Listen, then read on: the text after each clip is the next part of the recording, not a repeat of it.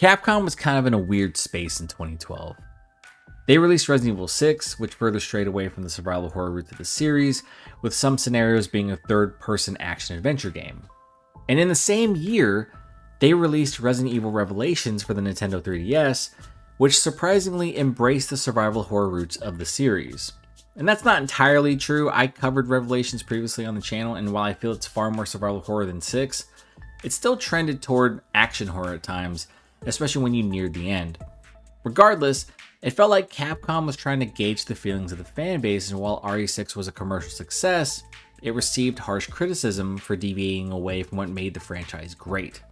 It would take 3 years for another Resident Evil title to release, and surprisingly, it wasn't a continuation of the main series. Instead, it was Resident Evil Revelations 2, and it was released in episodic format. So here's the deal.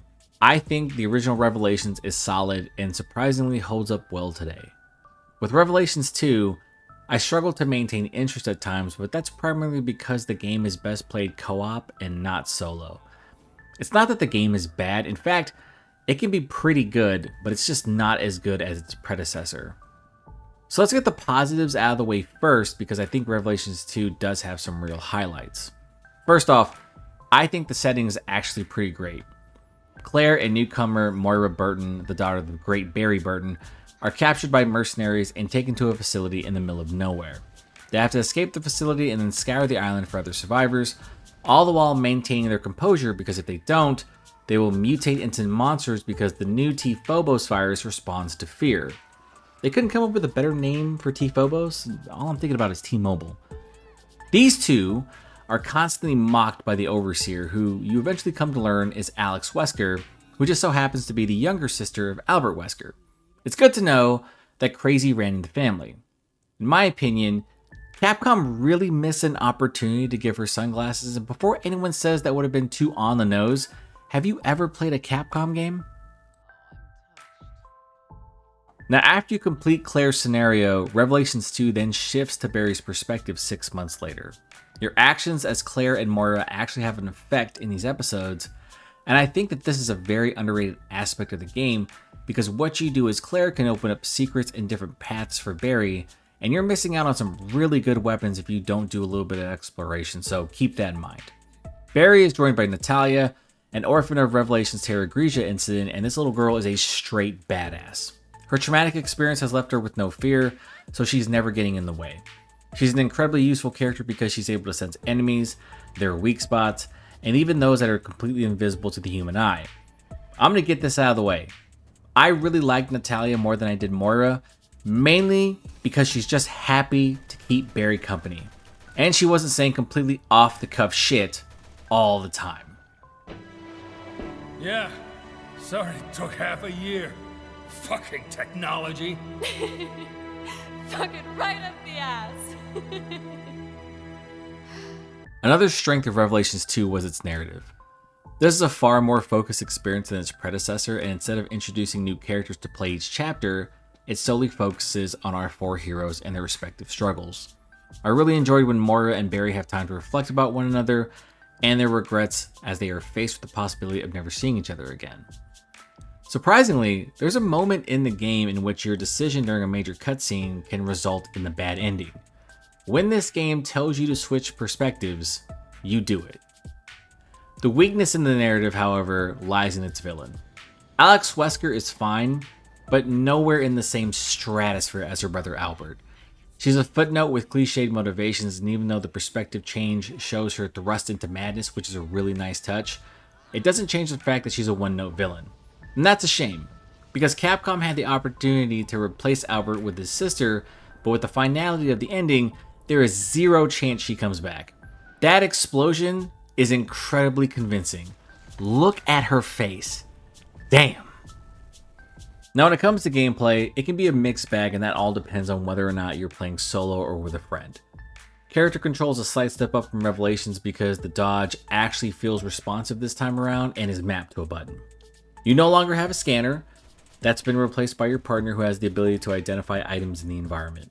Your partner also doesn't get a gun, but they do have the ability to stun or finish off enemies with either a crowbar or a brick.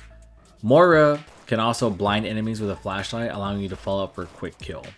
This can surprisingly come in the clutch when an enemy just randomly appears behind you, which, by the way, happens a lot. It's a bit weird that they don't find items by themselves in the area because there's an upgrade for Claire and Barry to use their weapons if they aren't being player controlled. I'm not saying that they should automatically detect items in the area when I enter the room, but it would have been nice to have a skill that can detect it if it's right in front of them. If you're looking for a more survival horror experience than Revelations, you're not going to find that here. This game is far more action oriented than I would have liked, and while the game wants you to use stealth, it's not great, and sometimes it's just best to run or fight. Enemies can be pretty quick when it comes to detection, but if you can get the stealth kill, then I recommend it. As a side note, Barry starts out way more capable than Claire. That's because he's also fighting far more threatening enemies. If you put an automatic weapon in a survival horror game, my brain immediately goes, that's the weapon I'm going to use the entire time, and the ammo for it is not scarce. Claire's going to get one too, but the earlier sections with her are more about exploration and evasion. You only have a pistol and a shotgun to start, but by the time episode 3 comes rolling around, she is fully equipped and ready to handle everyone. With Barry, you're going to get the Magnum from the start, and while this is tempting, because he's had that piece since the OG Resident Evil, it's best to save up ammo for bosses, even if they get stopped by small dining tables.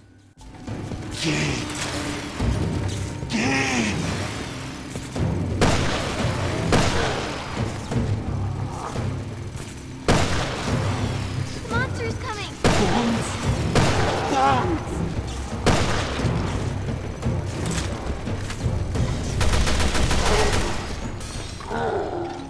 If you happen to play this cooperatively, I feel like you're going to enjoy Revelations 2 more than when playing solo. And this is the same feeling I had when playing Resident Evil 5, but the AI here is a bit more tanky. Moira and Talia will not go down as easily as Sheva did. Swapping between characters is fine early on, but holy shit, it becomes a chore later in the game. Puzzles in this game generally require both characters, and swapping between them works best in the most chaotic moments, and these can usually be found in Claire's scenario. And these sections are pretty great, by the way, requiring the player to think quickly and act quickly. It's just unfortunate that they only exist here because with Barry and Talia, they have sections that drag out for far too long. Whether it's moving a generator across multiple conveyor belts or opening sluice gates, these sections can be dull and uninteresting. These are pace killers, and playing through these solo really took its toll. I absolutely hated these sections, and I never want to play them again. The sections with Barry and Natalia are filled with invisible enemies, and I almost got killed by one of them in a puzzle sequence because the screen just didn't start freaking out until I got real close. I would have lost my mind if it forced me to replay that section. I don't care that Natalia can drop off explosives on top of enemies. I don't care that there are good secrets to find. These are just a slog to play through, and they happen in successive episodes. It is mind-numbingly bad. And this sucks, because I like Barry and Natalia's sections overall. Enemy encounters are far more challenging. I really enjoy some of the boss fights, and I really feel like Barry deserves more screen time because he hasn't been in the game since the first Resident Evil. Like the first Revelations, Revelations 2 has the unfortunate fate of being a title that will more than likely never have any of its hanging plot threads resolved. This was released 2 years before Resident Evil 7, which acted as a soft reboot for the series, and I highly doubt anything of relevance from Revelations 2 will carry over. Hopefully, we get more Barry in the future, and maybe we get a remake of Resident Evil Code Veronica for Claire because she's been absent from the main games. Sure, you can find her in other media, but for whatever reason, she's stuck in a spin-off like Jill. What are you trying to tell us, Capcom? Even though Revelations 2 doesn't lean more into survival horror like the first title, it does have a few creepy moments here and there, and, just being honest, there's just not enough of them. When you start to transition to more open areas during the day, it starts to feel like Resident Evil 5 for better or worse. And like RE5, this game is much better with friends because there is some strategy involved when your partner isn't carrying a gun. The puzzles are going to be far more enjoyable too. Like I said earlier in the video, your enjoyment of this game will vary, so keep that in mind. With all that said, Revelation 2 feels like a small step down, but it's still a title worth playing if you're a fan of the series. Just make sure to play with other fans. Never suffer in silence. And that's going to do it for this video. If you like the content, please consider like, sharing, and subscribing. I'm Ken from Pixelated Thoughts, and I'll talk to you next time.